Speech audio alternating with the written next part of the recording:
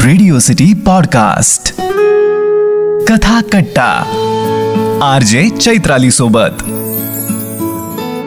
प्रेमाला आशीर्वादाची खूप गरज असते.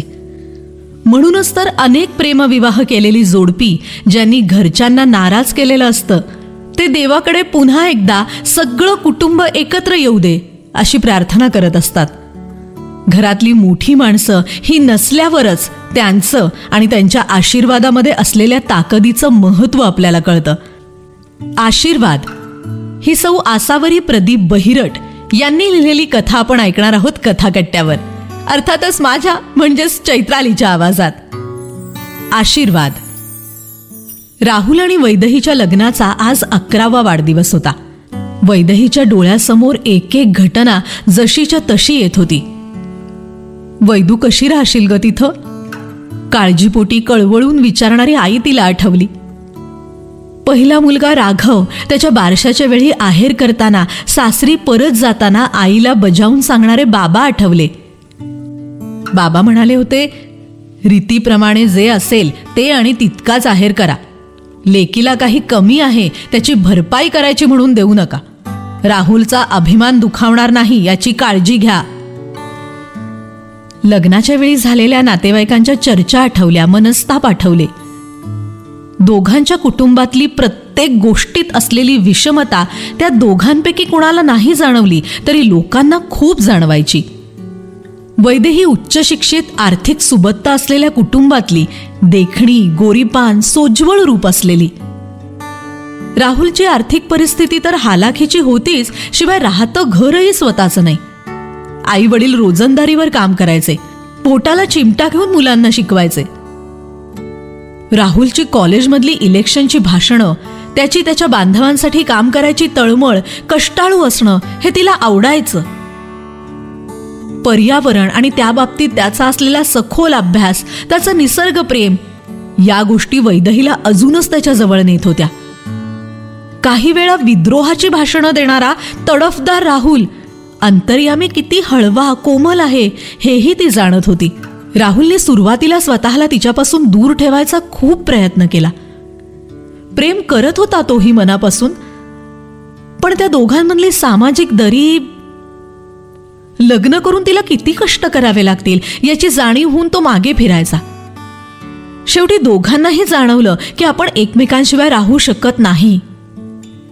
होणारा विरोध, पुढे असलेली आव्हानं याची जाणीव ठेवून राहुल वैदेहीच्या आईवडिलांना भेटला. सुसंस्कृत असलेल्या वैदेहीच्या आईवडिलांनी जाती धर्मासाठी विरोध केला नाही, पण परिस्थितीमध्ये असलेला फरक त्यांच्या नजरेआड होत नव्हता. त्यात कॅनडात राहत असलेला तिचा मोठा भाऊ थोडा नाराज होता. राहुल राहत असलेली वस्ती, तिथली इतर लोक एक वेगळंच जग आहे हे त्यांना कळत होतं. काही मदत करावी तर स्वाभिमानी राहुल दुखावला गेला असता. कोणत्याही कुबडीची गरज न घेता उत्तम मार्क मिळवून शिक्षण घेणाऱ्या राहुलचं भविष्य उज्ज्वल असणार आहे हे त्यांना कळत होतं. लग्न नोंदणी पद्धतीनेच करायचं हे सांगण्यामधली राहुलची प्रांजळता त्यांना उमगली आणि लग्न झालं. त्यांचं लग्न वैदिक पद्धतीने केलं नसलं तरी आईनी मुहूर्त बघितला होताच. तुळशीचं लग्न झालं आणि मग मार्गशीर्ष महिन्यातली तारीख राहुलच्या आईबाबांना विचारून ठरवली. साधी माणसं होती तीही हरखून गेली होती वैदेहीला पाहून. लग्नाआधी राहुल आणि वैदेहीने ठरवलं होतं, जात, धर्म, रूढी, परंपरा दोघांनीही आपापल्या कायम ठेवायच्या. लगेचच मार्गशीर्ष गुरुवार होता. वैदेहीने थोडं बिचकतच सासूबाईंना गुरुवारच्या पूजेचं विचारलं होतं. कर की लेकरा, मी काय करू लागू मदत तेवढं सांग, असं त्याही म्हणाल्या. तिला त्या छोट्याशा घरातल्या पाटावर मांडलेली महालक्ष्मीची पूजा आठवली. सवाष्ण म्हणून जेवायला आलेली आई, तिला आदराने जवळ बसवून विचारपूस करणाऱ्या सासूबाई आठवल्या. त्या छोट्याशा 2 खोल्यात भिरभिरणारी आईची अस्वस्थ नजर वैदेहीचं खुश असणं बघून सुखावत होती. त्यानंतर भाड्याच्या थोड्या मोठ्या घरात हे राहायला गेले. तेव्हाही आई येतच होती. राघवनंतर दुसऱ्या वेळी दिवस राहिले तेव्हा सुद्धा अवघडलेल्या हिला पूजेचं मांडून द्यायला सासूने मदत केली होती. मग राधाचा जन्म झाला. त्यानंतर स्वतःचा फ्लॅट घेतला तेव्हाही मार्गशीर्ष महिन्यातली पूजा आईबाबांच्या येण्याशिवाय व्हायची नाही. ही पाया पडली की सासू आणि आई दोघी जणी तोंड भरून आशीर्वाद द्यायच्या. समाजकार्य आणि नोकरी दोन्हीमध्ये यशस्वी होत चाललेला राहुल हे सगळं पाहत गालात हसायचा. लेकीची निवड चुकली नाही हे बघून बाबा समाधानी व्हायचे. नातवंड मोठी होताना बघणं हे दोन्हीकडच्या आजी आजोबांचं सुखनिधान होतं. पण सगळंच सुरळीत होऊन कसं चालेल? वर्षापूर्वी आई बाबा अपघातात वारले. पाठोपाठ सासू सासरेही दुखण्याचं निमित्त होऊन वारले. भाऊ परदेशी राहणारा तो भाऊजय आल्यावर अजूनच दुरावला. आज मार्गशीर्ष महिन्यातला गुरुवार.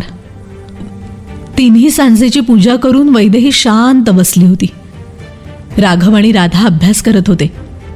डोक्यावरून हात फिरवून तोंडभर आशीर्वाद देणाऱ्या दोघी तिला आठवत होत्या.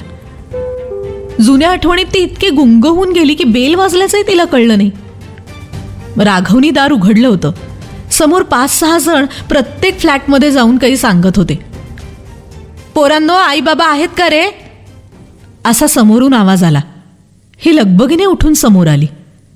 एक मध्यमवयीन बाई कॉलनीमधल्या दत्त मंदिर पूजनाच्या वर्गणीसाठी आणि निमंत्रण पत्रिका घेऊन उभ्या होत्या. हिरवीगार काठपदरी साडी, साधं मंगळसूत्र, पांगड्या, प्रेमळ चेहरा. ही त्यांच्याकडे फक्त हरखून बघत राहिली. त्या माहिती सांगत होत्या. ही एकटक अनिमिषपणाने बघत होती. त्यांनी अक्षता आणि पत्रिका हातात दिल्या तेव्हा भानावर आली. म्हणाली, काकू, पूजा मांडलीये गुरुवारची. आत येऊन हळदी कुंकू घेता का? हो अगं, का नाही, असं म्हणत त्या आत आल्या. वैदेही कुंकू लावून पाया पडली. पाठीवर फिरणारा हात आणि सगळं छान होऊ दे, खुश रहा असा आशीर्वाद कानावर आला. भरल्या डोळ्यातले 2 टप्पोरे आसू काकूंच्या पायावर पडले. आशीर्वाद ही सौ आसावरी प्रदीप बहिरट यांनी लिहिलेली कथा आपण ऐकत होतात कथाकट्ट्यावर, अर्थातच माझ्या म्हणजेच चैत्रालीच्या आवाजात. रेडिओ सिटी पॉडकास्ट कथा कट्टा, आरजे चैत्राली सोबत.